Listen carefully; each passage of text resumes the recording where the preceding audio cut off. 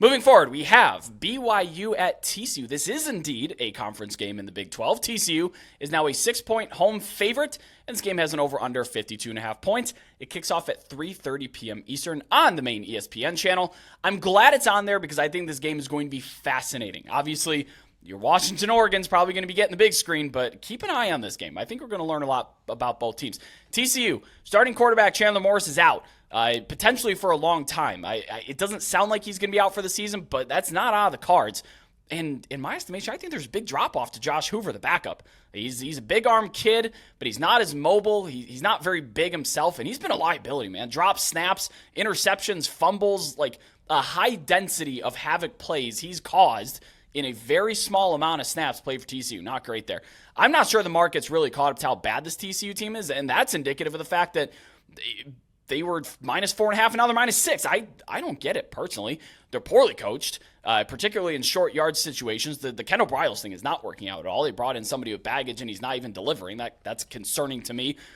Special teams, they've been missing field goals, even though they have an all Big 12 preseason kicker. Whoops on that one. I don't know what's going on there. Maybe it's mental. But, look, I've also been hearing I write for a TCU Sports Illustrated Fan Nation site on the side. It's one of my gigs that I do. The people there are very plugged in. The people there are saying that a lot of the players, they're not bought in. The coaching staff is starting to lose the locker room. They don't have a lot of confidence in this team.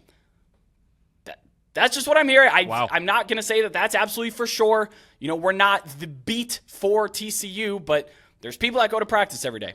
And that's who I'm talking to. 1 year after playing in the national championship game. That's kind of crazy. I don't know that's necessarily losing faith in Sonny Dykes more than it is in, hey, we brought in Bryles, who was at our arch rival, whose father was involved in heinous things, one of the biggest controversies in college football history, scandals in college football history, and now we bring him in and he's not getting the job done.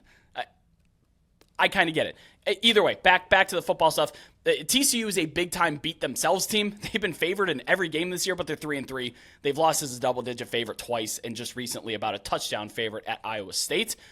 BYU has not played since Friday night in Week 5, and that was at home. And TCU's just coming back, limping from the barn from at Ohio State last week. So big-time rest advantage in this game, even though BYU is on the road.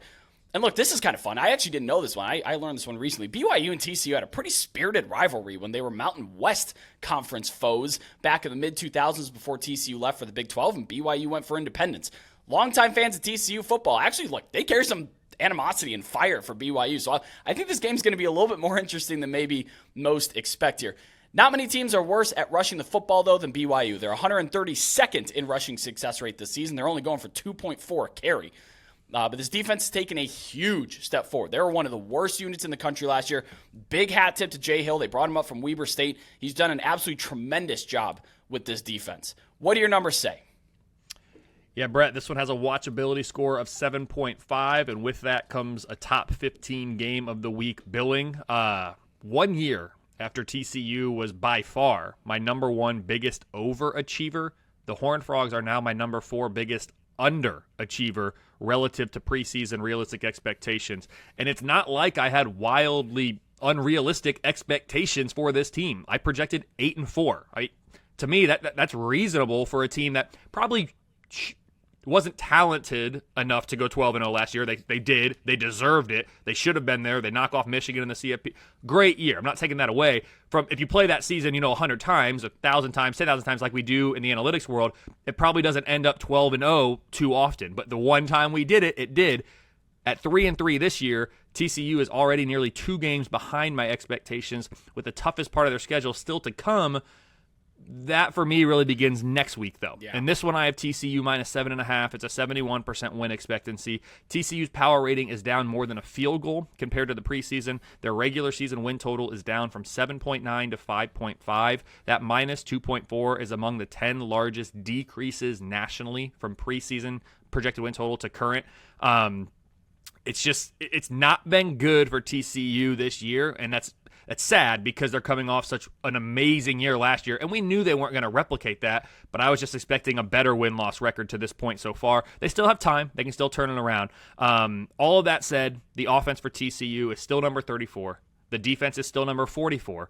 Both of those unit ranks are better than BYU's corresponding unit ranks on the other side. So While BYU's units aren't projected to be quite as strong as their counterparts in this game, you mentioned it, Brett, the Cougars have the advantage of coming out of their off week. And while my numbers project BYU to be favored in only one remaining game, that's by 1.5 points at home against Iowa State in Week 11, with 4 wins already on the board, there's a 71% chance that this team goes bowling. Not bad for a team that my model thought might have a tough transition year into the Power 5 ranks from the independent status last year. Texas and Oklahoma are the clear favorites of the Big 12. I've talked about that before. Because of that, there's negligible conference championship game leverage in this one as well. Bottom line, TCU minus 7.5 is what my model has. 29% chance that BYU earns their first Big 12 road win in program history. And yeah, Brett, it would be pretty sweet, I guess, given the somewhat animosity that's still there from the old Mountain West Conference days for these two teams. Yeah, look, just a little peek behind the curtain. The way that I get my numbers, and I don't model based bet. I just use it as a guideline. I aggregate power ratings. I aggregate yours. I aggregate FPI, SP, a whole bunch of ones that I wrap into a nice neat package. And because of that, and they're proven models, I don't do much manual adjusting at all because I'm like, Dave, these are proven models. Who am I to go against what your numbers are saying here? I manually adjusted TCU. I docked him 6 points. I really do. I really do think that the difference between Chandler Morris and Josh Hoover is significant. I don't see a lot of juice with this team. Very few times do I manually derate teams or improve teams. TCU is one of them because I don't, at this point they were saying the aggregated power ratings had them 4th best in the Big 12. I'm like, they're not the 4th best Big 12 team right now. I don't project that going forward. So I did manually derate them. BYU's not really a team that beats themselves. They have few penalties, few turnovers. TCU's the opposite. They're going to have to play a very sound game to even win this game, in my opinion. That's something I have not seen from them at all this year. I took BYU +5 earlier in the week. Market didn't agree. Kind of surprised on that front, but I'm going to tell you what. I think they're live to win this game outright on the road. TCU's came off a couple bad losses, bad play calling, poor coaches, and then they lose a starting quarterback. Situationally, just a nightmare for TCU.